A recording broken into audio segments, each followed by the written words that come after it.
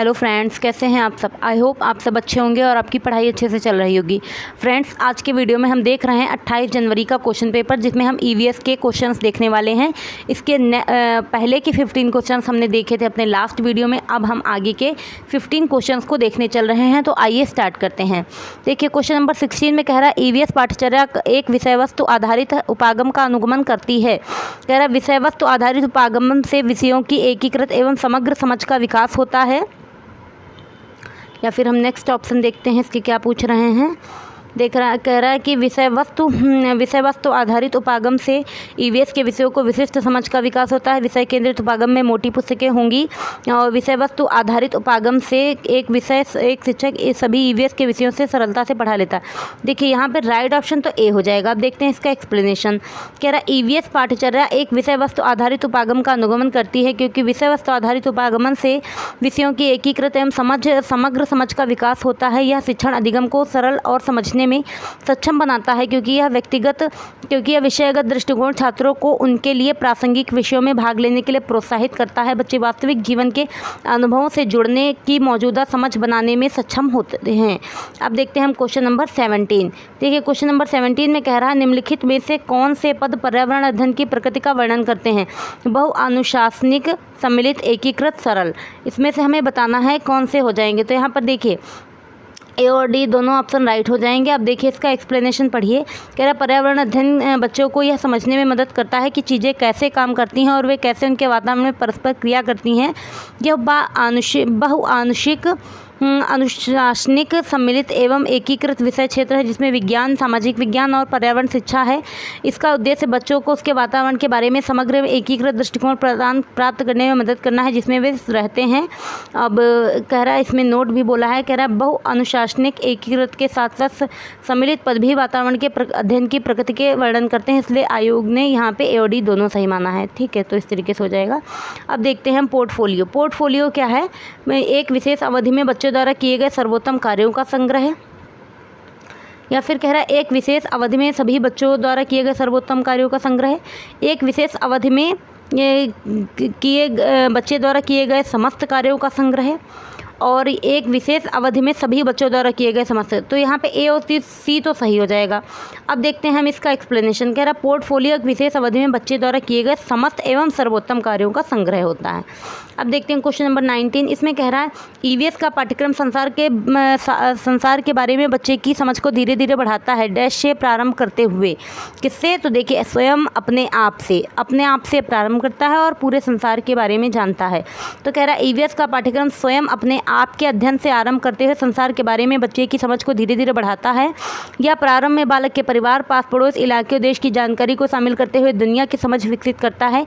EVS विषय के पाठ्यक्रम को बाल केंद्रित परिप्रेक्ष्य के रूप में विकसित किया गया है, जो सामाजिक अध्ययन, विज्ञान और पर्यावरण शिक्षा में मुद्दों का एक सामान्य अंतरापृष्ठ प्रदान करता है। अब देखते हैं हम क्वेश्चन नंबर 20। इसमें कह रहा है ईवीएस पाठ्यचर्या के अनुसार बच्चों से यह अपेक्षा की जाती है कि वे दैनिक जीवन से संबंधित विभिन्न विषयों पर अपने निकटतम परिवेश के बारे में अपने अनुभव द्वारा जानकारी प्राप्त करें। वे निकटतम परिवेश के लिए प्राकृतिक, नैसर्गिक जिज्ञासा एवं सृजनात्मकता को पोषित करें। या फिर नेक्स्ट बोल रहा है ऑप्शन, यहाँ पर देखिए, कह रहा है सी में वे निकटतम पर्यावरण में प्राकृतिक, भौतिक एवं मानव संसाधनों के प्रति संवेदनशीलता का विकास करें। वे पर्यावरण संरक्षण के लिए रैलियों, प्रदर्शनों का आयोजन करें। तो यहाँ पे हमसे पूछा है कौन सा सही हो जाएगा। देखिए, सही तो सी वाला, ए बी सी तीनों सही है, या मतलब सी वाला सही हो जाएगा। एक्सप्लेनेशन देखिए, कह रहा है ईवीएस पाठ्यचर्या के अनुसार बच्चों से अपेक्षा की जाती है कि वे अपने दैनिक जीवन से संबंधित विभिन्न विषयों पर अपने निकटतम परिवेश के बारे में अपने अनुभवी जनों द्वारा जानकारी प्राप्त करने के साथ साथ प्राकृतिक, नैसर्गिक जिज्ञासा एवं सृजनात्मकता को पोषित करें, एवं वे अपने निकटतम पर्यावरण में प्राकृतिक, भौतिक एवं मानव संसाधनों के प्रति संवेदनशीलता का विकास करें। अब देखते हैं क्वेश्चन नंबर 21। इसमें कह रहा है निम्नलिखित में से पर्यावरण अध्ययन अधिगमकर्ता के लिए कौन से अनुभव महत्वपूर्ण है। प्रासंगिक, आविष्कारिक, वास्तविक जीवन अनुभव, अनुरूपक अनुभव। तो यहाँ पर देखिए क्या हो जाएगा, इसका एक्सप्लेनेशन देखिए आप।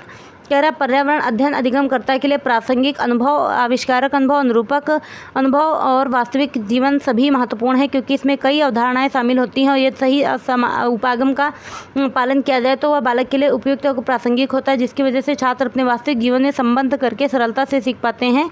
इससे छात्रों में रुचि, जिज्ञासा जागृत होती है और वे सार्थक जानकारी प्राप्त करते हैं, यानी सभी सही हैं। अब देखते हैं क्वेश्चन नंबर 22। तो क्वेश्चन नंबर 22 को हम देख रहे हैं।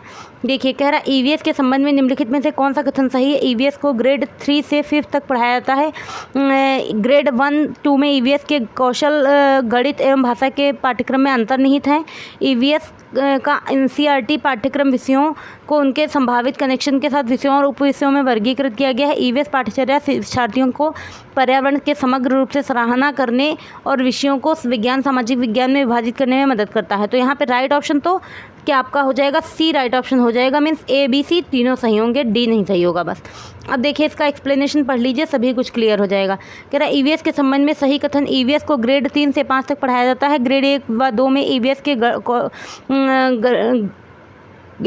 के कौशल, गणित और भाषा के पाठ्यक्रम में अंतर्निहित हैं और ईवीएस का एनसीईआरटी पाठ्यक्रम विषयों को उनके संभावित कनेक्शन के साथ विषयों में वर्गीकृत किया गया। इस प्रकार कथन ए, बी, सी सही हैं। अब देखते हैं क्वेश्चन नंबर 23। इसमें कह रहा है पर्यावरण के मुद्दों को समझने के लिए ईवीएस पढ़ाने वाले शिक्षकों को विद्यार्थियों में कौन सा परिप्रेक्ष्य विकसित करने की आवश्यकता है। बहुविषयक परिप्रेक्ष्य, अनुशासनात्मक परिप्रेक्ष्य, वैश्विक परिप्रेक्ष्य, पर्यावरण एवं संरक्षण का सुरक्षा परिप्रेक्ष्य। तो यहाँ पे बहुविषयक परिप्रेक्ष्य मतलब राइट आंसर तो ए हो जाएगा।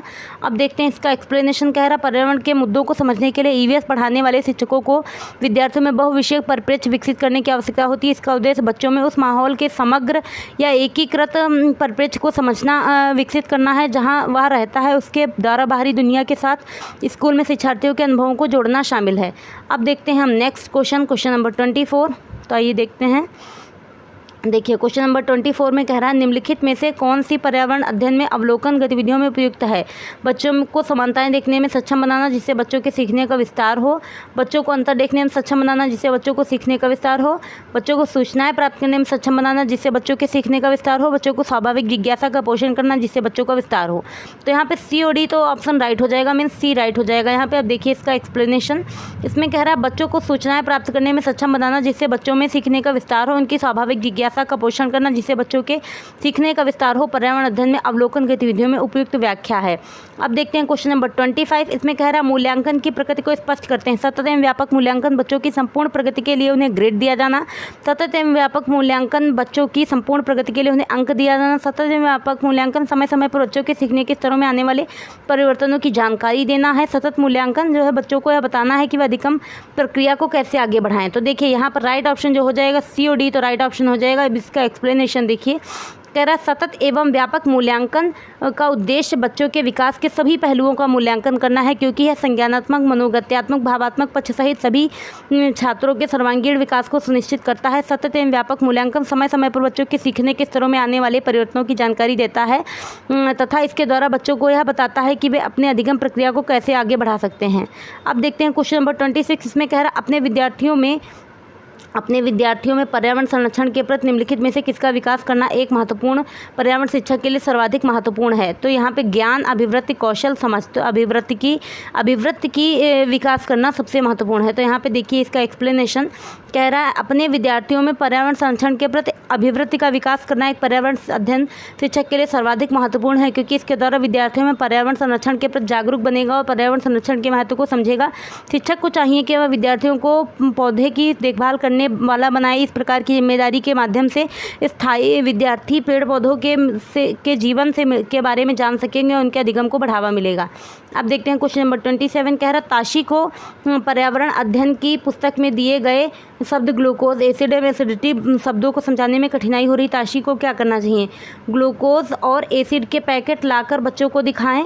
विद्यार्थियों में शब्दकोश में कहें, हिंदी के अर्थ पढ़ने को कहें। बच्चों की स्थानीय भाषा तथा अनुभवों पर चर्चा कर समझाने का प्रयास करें, या फिर कक्षा में स्थानीय डॉक्टर को विशेषज्ञ वार्ता के लिए आमंत्रित करें।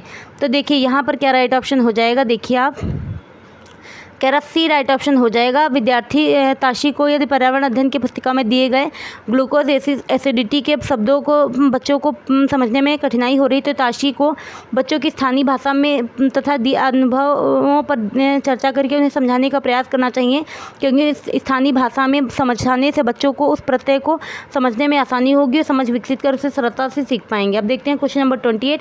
इसमें कह रहा पर्यावरण अध्ययन अधिगम के निम्नलिखित स्वरूपों में से किन स्वरूपों के बारे में है? तथ्यात्मक, अनुभवात्मक, प्रयोगात्मक। तो यहाँ पर देखिए सी ऑप्शन राइट हो जाएगा। बी और सी मतलब यहाँ पे कह रहा है, देखिए एक चीज़ आप यहाँ पर देखिए सी राइट हो जाएगा। बी और सी पर्यावरण अध्ययन अधिगम अनुभवात्मक तथा प्रयोगात्मक स्वरूपों के बारे में है, क्योंकि यह छात्रों को व्यवहारिक गतिविधियों के माध्यम से सीखने की प्रक्रिया में सक्रिय रूप से भाग लेने के लिए प्रोत्साहित करता है। क्वेश्चन नंबर 29 देखिए, कह रहा है पर्यावरण अध्ययन पाठ्यक्रम को निम्नलिखित में से किस पर वस्तु पर जोर देना है? विषय वस्तु, प्रक्रिया, तथ्य, अनुप्रयोग। तो यहाँ पर देखिए कह रहा है पर्यावरण अध्ययन पाठ्यक्रम को तथ्यों एवं अनुप्रयोगों पर जोर देना। तथ्यों के द्वारा वास्तविकता की जानकारी साक्ष्यों के प्रयोगों द्वारा साबित की जा सकेगी एवं अनुप्रयोगों के माध्यम से सीखने से छात्रों को उनकी स्मृति से में लंबे समय तक जानकारी संग्रहित करने में मदद मिलेगी। इस तरीके से बी और डी राइट ऑप्शन हो जाएगा, मीन्स डी यहाँ पर राइट ऑप्शन रहेगा। अब देखते हैं क्वेश्चन नंबर 30। इसमें कह रहा है बसवा किसानों के जीवन पर कठपुतली कार्यक्रम का मंचन करती है। इससे विद्यार्थियों के निम्नलिखित में से कौन सा कौशल का विकास होगा? याद करने का, पहचानने का, धारणात्मक या फिर अवलोकन कौशल। तो ऑब्जर्वेशन स्किल इसमें विकसित होगा, मतलब अवलोकन कौशल।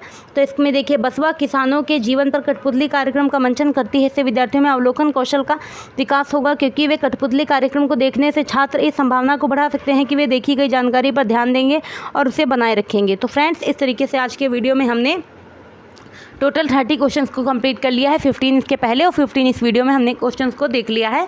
तो अगर वीडियो आपको हमारी अच्छी लग रही है, आपके लिए हेल्पफुल है, तो प्लीज़ हमारे चैनल पर नए हैं तो चैनल को सब्सक्राइब कर लीजिएगा, लाइक, शेयर एंड कमेंट कीजिएगा। Thank you.